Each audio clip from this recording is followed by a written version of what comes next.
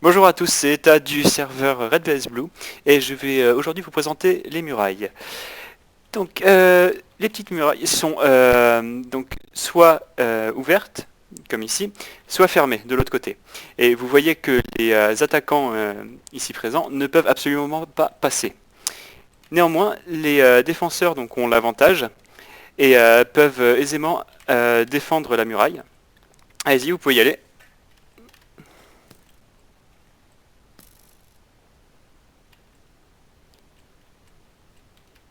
Donc le point stratégique. Donc vous voyez les ponts peuvent s'activer sur les côtés, ce qui permet aux défenseurs de quand même passer. Donc nous avons un joueur qui défend en haut et un joueur qui passe. C'est un peu la guerre. Euh, Vas-y, viens avec moi, on va montrer comment passer donc de l'autre côté. Vous allez voir, c'est assez simple.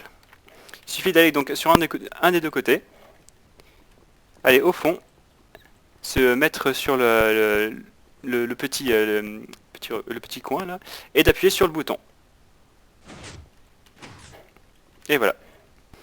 Donc néanmoins, il faut faire attention au pont car il ne reste activé que 20 secondes, ce qui vous laisse largement le temps de passer.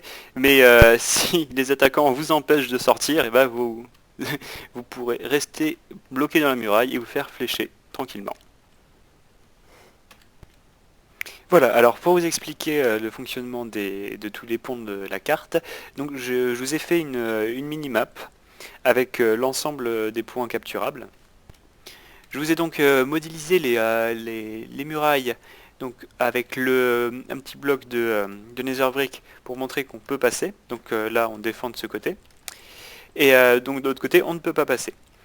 Alors, à savoir que les ponts à côté des bases principales à cet endroit-là restent toujours bloqués, sauf si la guerre est déclarée. Donc ça peut se faire si les généraux la lancent ou lors de l'event principal le samedi.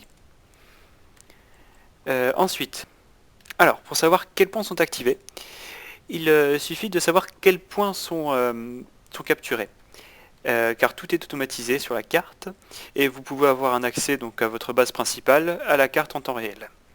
Alors, si vous avez le point central, par exemple, à partir du moment où vous le capturez, vous aurez forcément la défense au niveau de la muraille en direction de votre base. Donc là, c'est les rouges, vous voyez, modélisés par la torche, qui ont le point central. Donc, les bleus ne pourront pas aller plus loin que là. Ensuite, prenons de l'autre côté, par exemple. Ici, donc les bleus ont toujours les points. Donc là, le pont entre le conflit, en fait, est passant des deux côtés.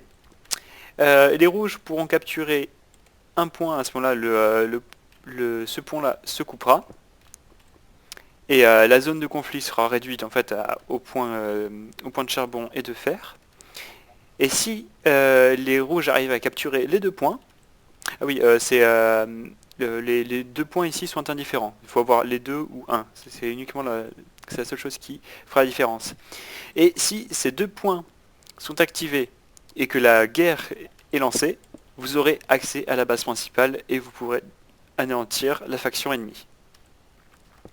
Mais il faut donc réunir le cas donc de tous les points capturés et de la guerre en activité.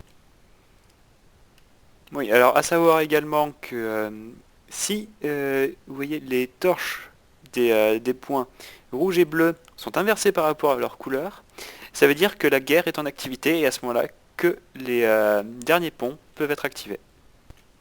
Voilà, pensez à toujours bien regarder la minimap et vous saurez quelles murailles sont bloquées ou non.